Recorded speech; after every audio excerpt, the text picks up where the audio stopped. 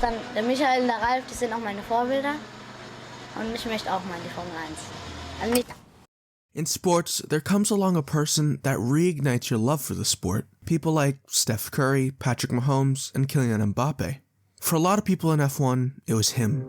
At the time, just a young kid in Heppenheim, moving up the ranks in karting.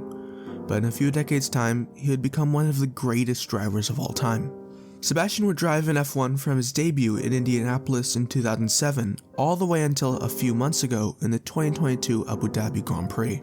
Along the way, Sebastian would win 53 Grand Prix and race with 5 teams. Vettel cemented his place in the F1 history books long before he retired, holding many F1 records, including the youngest driver's world champion ever, a record he sealed in the 2010 Abu Dhabi Grand Prix. That night, a radio message played on F1, which not only gave the name to this documentary, but gave one of the most iconic quotes in F1 history. But in this clip, none of that mattered. It was too far in the future. At this moment, he was just a young kid in Germany karting against other kids his age. So let's go back, all the way to the beginning. Sebastian was born on the 3rd of July 1987 in Heppenheim, Germany, to Heikki and Norbert Vettel.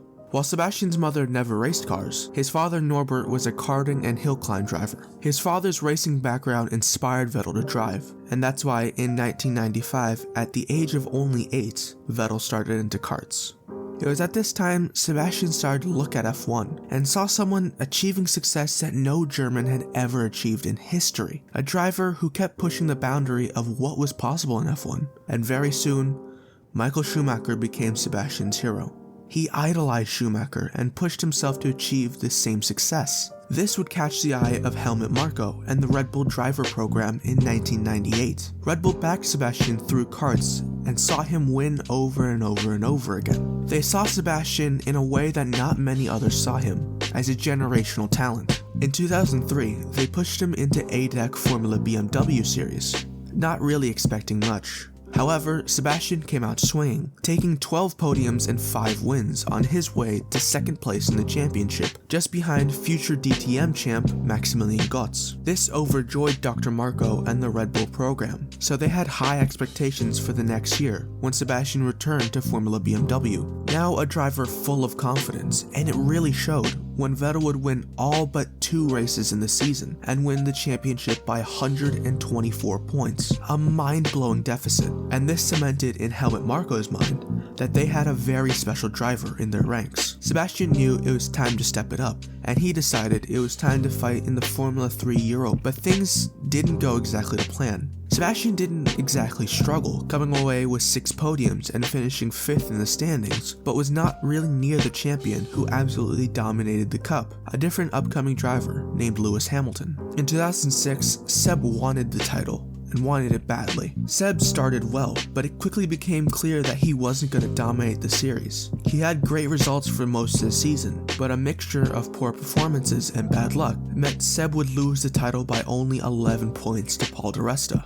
By all means, it was still a great performance, and the stars would actually align perfectly for Seb, but not within Red Bull or even their junior team Toro Rosso, but within BMW Sauber. Jacques Villeneuve was being completely outpaced by teammate Nick Heidfeld, and with Villeneuve publicly critical of the team, he was dropped in place of their reserve driver Robert Kubica. Sebastian saw an opportunity to push his career a bit further, and Sauber saw it as well. They ended up scooping Vettel into their team and gave him his F1 practice debut at the Turkish Grand Prix, and another run in the Italian Grand Prix, where Vettel set the fastest laps in all the sessions he participated in. It was his first time in Formula 1 cars, and setting fastest laps, it impressed everyone and showed exactly how quickly Sebastian could learn and get to grips with a car. That's exactly why he was given a seat in Carlin for the 2007 Formula Renault 3.5 series. His season started extremely well, grabbing a few podiums and a win. It looked like we were set to see Sebastian domination, except, well...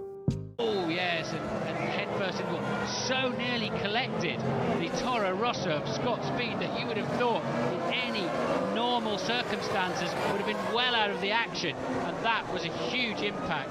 Robert Kubica's horror crash in Canada meant Kubica was out for the next Grand Prix. That meant Seb could get his long-anticipated F1 debut in Indianapolis. Even though Seb wasn't expected to do anything really special, he pushed his car all the way and qualified in P7. Seb was all focused on the race, but with a bad start, Seb was down to P11. But he kept calm and finished P8 inside of the points. At the time, the youngest ever F1 driver to score points. An extremely impressive debut that showed everyone that he deserved an F1 seat. But for the next Grand Prix, Kubica was cleared by the doctors and returned to Sauber, and Seb was put back on the sidelines. But another opening was calling to Seb when Toro Rosso and Scott Speed had a very public falling out. Red Bull saw Seb as their golden boy and pushed him to the seat immediately for the last 7 races of the season. Seb did struggle initially getting to grips with the car, but everything went right at the penultimate round of the season, the Chinese Grand Prix. He had a bit of trouble in qualifying where he only got to 17th, but Seb's race pace was incredible.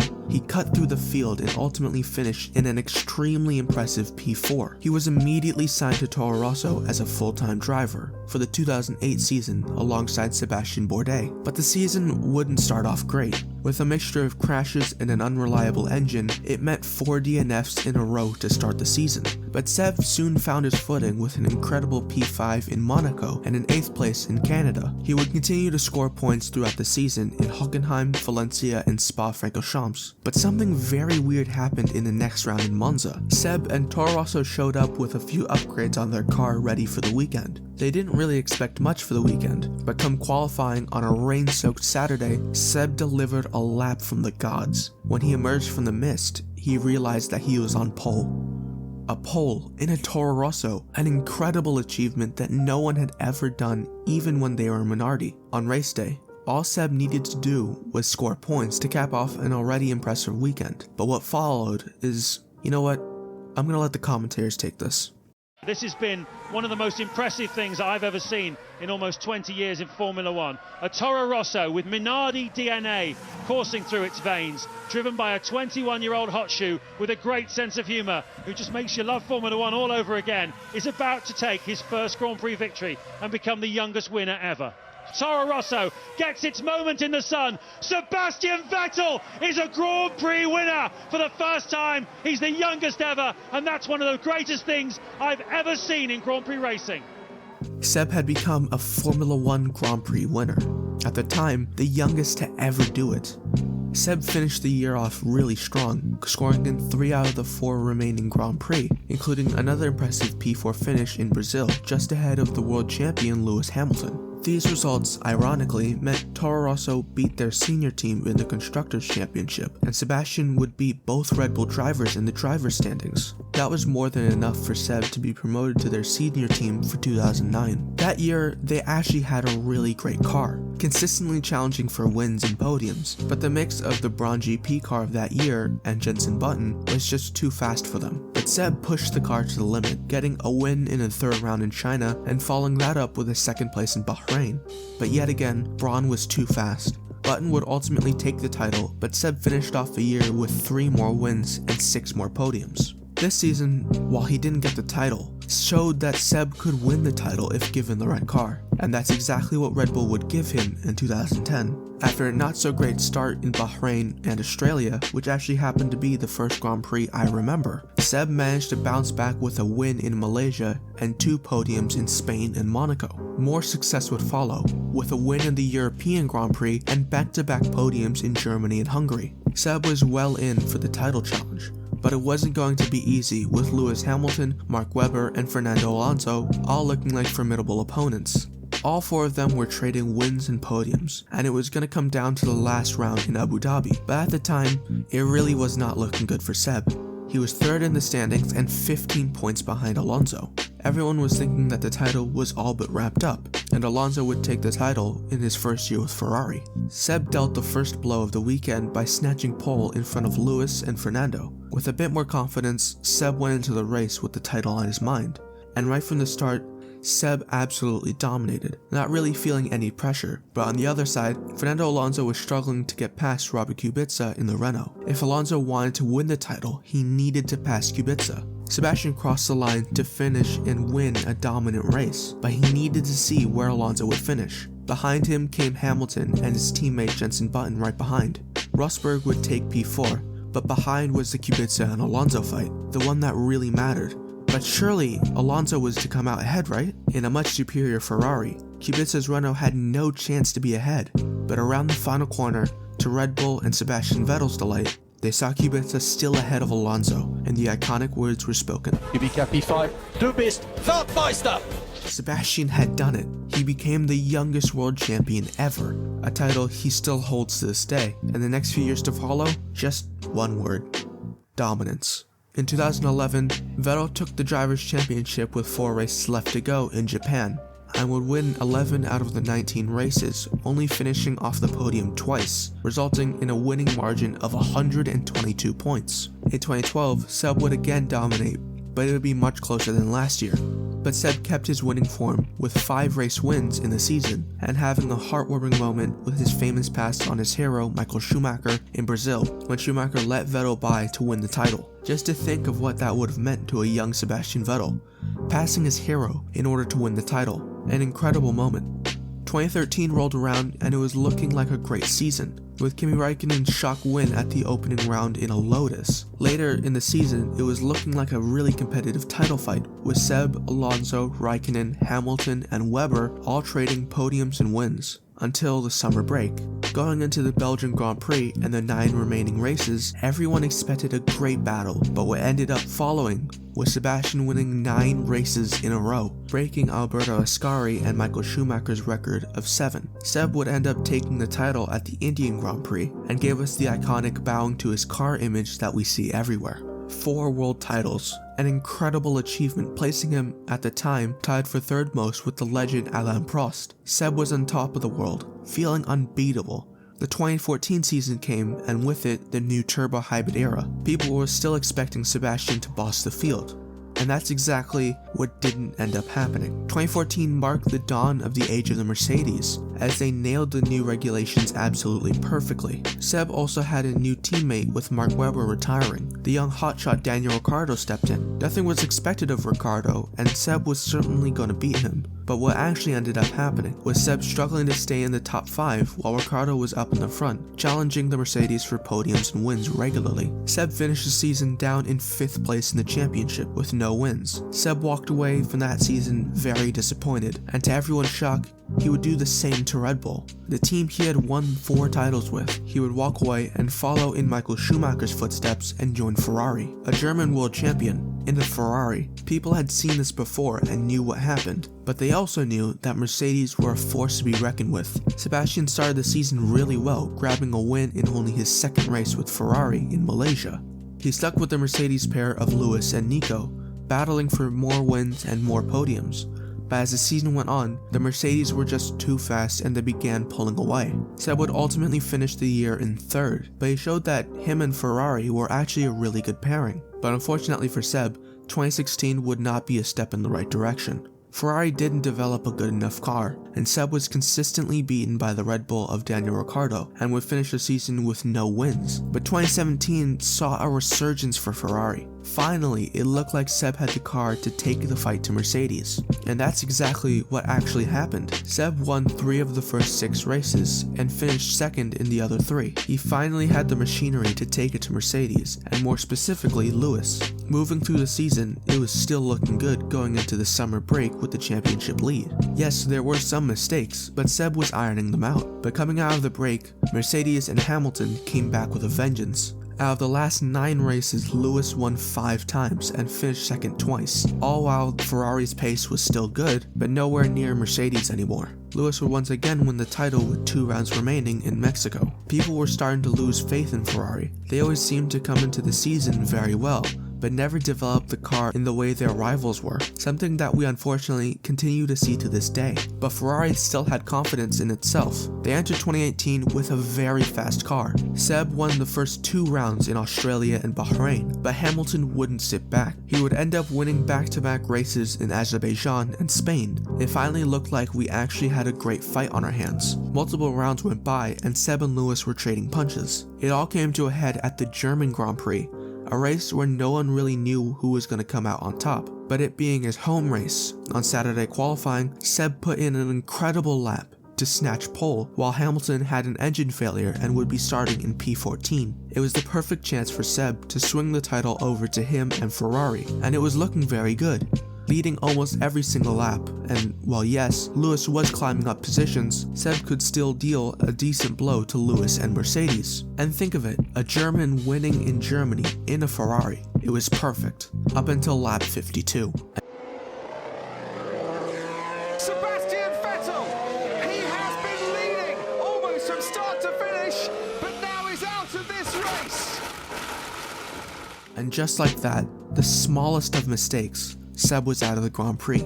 To add insult to injury, the eventual winner of the Grand Prix was Lewis Hamilton. It was a devastating blow, and one Seb would never really recover from, as he would only win one more race in the season, and Lewis would again go on to dominate the rest of the season and take the title in Mexico. It was third time unlucky for Seb. Going into the 2019 season, people didn't have much faith anymore, and rightfully so. While Ferrari that year did have a quick car, it was nowhere near in comparison to the Mercedes, and they had some real problems from the Red Bull of Max Verstappen. Seb never fully got to grips with that car, and it showed especially in comparison to his new teammate Charles Leclerc, who was consistently beating him even though it was his first season in the Ferrari. Really, the only saving grace for Seb's season was his win in Singapore, where he nailed the strategy, but it would be his only win of the season, finishing in P5 in the championship behind Leclerc. It crushed Seb and began some talk in the F1 community that his pace was slowly fading away. This was pushed even more on May 12, 2020, when Ferrari shocked everyone, announcing that they had basically ousted Seb from the team and that he would be gone at the end of the season. A massive blow to the confidence of a driver who didn't seem to have a ton of it laying around, and unfortunately it would show in the season.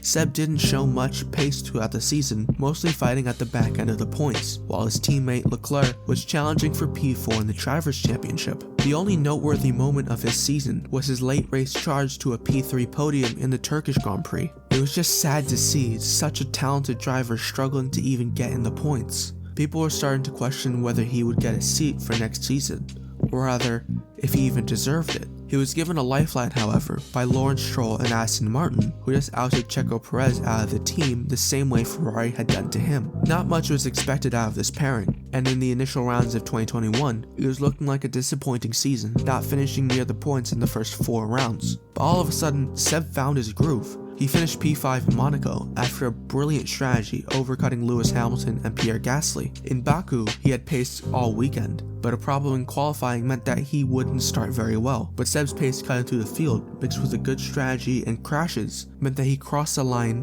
in a surprising P2. He would do almost the exact same thing a few rounds later in Hungary, but he would ultimately be disqualified for being under the fuel limit. He'd finish off the season, grabbing a handful of more points finishes. There wasn't really much to write home about for the season, but Seb showed that he did still have it. For the next season, a massive overhaul of regulations for the 2022 season were finally here, and Aston Martin brought a car that wasn't good in any areas. Seb would actually miss the first 2 rounds of the season in Bahrain and Saudi Arabia because of COVID, and his return in Australia didn't go well, as he couldn't figure out the car whatsoever. He did finally get somewhat of a grasp of the car, getting a few points finishes here and there, but on July 28th, 2022, an account on Instagram popped up. It was Seb. A huge shock to everyone, as he was the only driver on the grid not to have a social media presence at all. Whispers started to spread around the F1 community for the reason. Maybe it was to launch a new company. Maybe it was to start a clothing brand. Maybe it was to share pictures of his family. Maybe it was...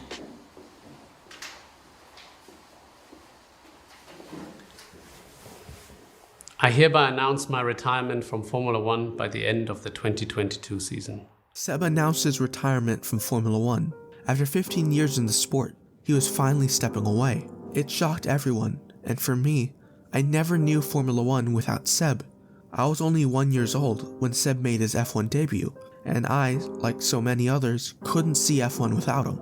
With only a few more rounds left to go, Seb gave it his all, giving us some great racing, including his battle in Japan with Alonso that came down to the line, or his last lap overtake on Kevin Magnussen in Coda for the points. Seb gave us everything he could, On the 20th of November, in the last round of the season, Seb went into the race day to an emotional paddock, from drivers who battled him for titles to others who saw him as a mentor. Seb impacted the grid in a way we haven't seen from many drivers. That day, Seb still entertained us with some great battles on his way to finish P10 and get his last F1 point. He gave us one last smile as he did some donuts on the grid.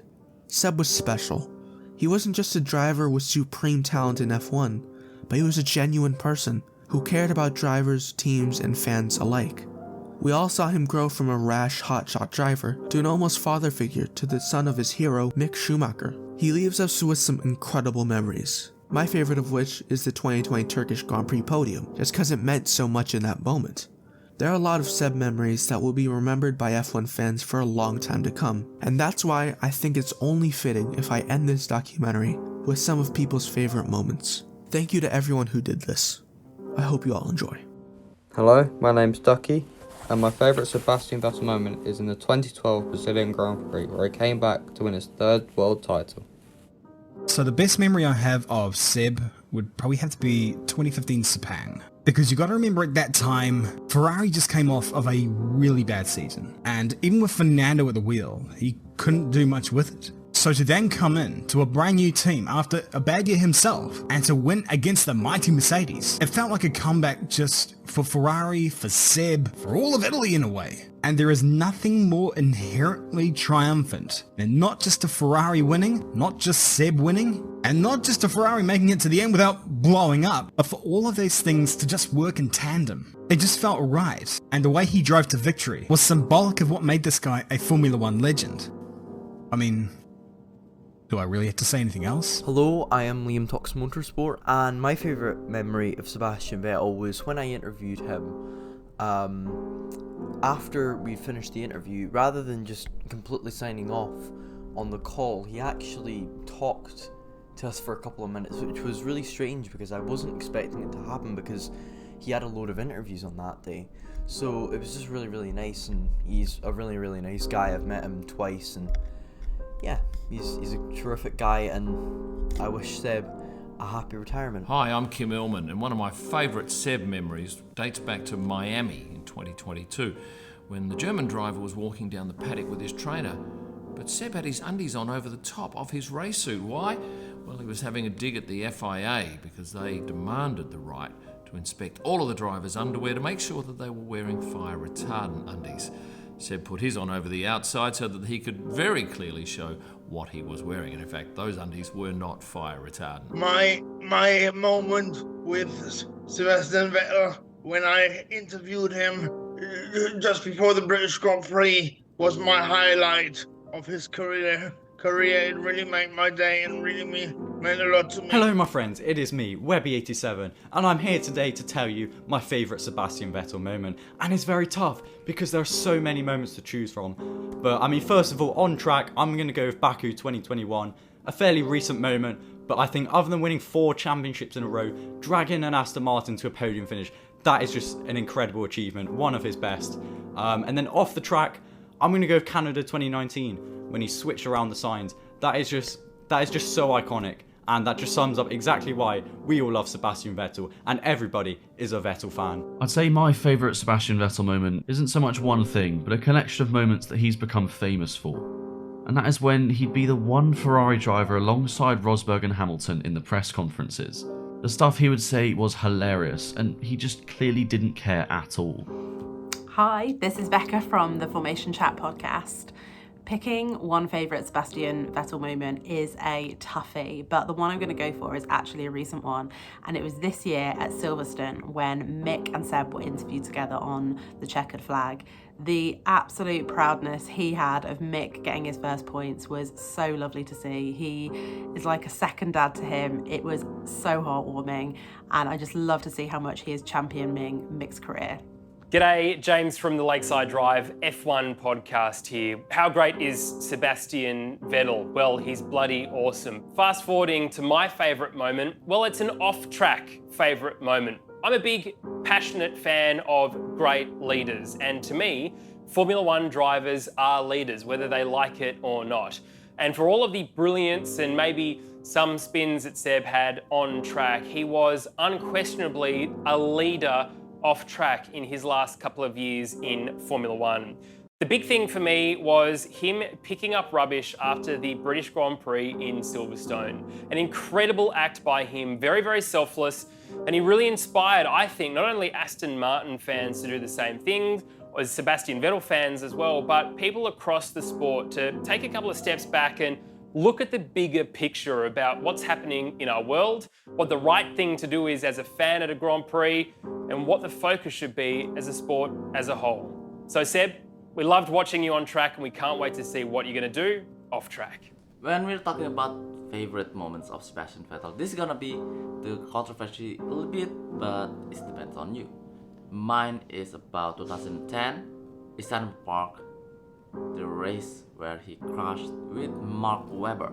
This is gonna be interesting because at that time he's still a little bit young and a little bit brashy, live to the edge and everything like that. And some people didn't like it, including me at the time. When he crashed, there's some heated moments, and that gives Lewis Hamilton at that time, I support him, the win. And there's one moment as well, and that is in 2020, where he left Scuderia Ferrari and his last radio message in Italian. I think it's safe to say Sebastian Vettel is an absolutely exceptional driver when it comes to his on-track talent. You know, we've seen a number of his overtakes, number of his race wins. He's been an amazing driver for Scuderia Ferrari, Red Bull. He's won 4 back-to-back world championships. I think everyone always loved to antagonize him when he was at the height of his career, and now everyone seems to love him. I think that just shows the sort of character development that Seb has had. He's gone from being someone who used to dominate the scene to someone who's now using his platform to promote positive change for our world. And taking that responsibility on for our generation specifically is something that is incapable of a hero to us, and that's what we're going to miss from Sebastian in 2023. He's been an exceptional driver, an exceptional talent, and above all, a great role model for people like me and you.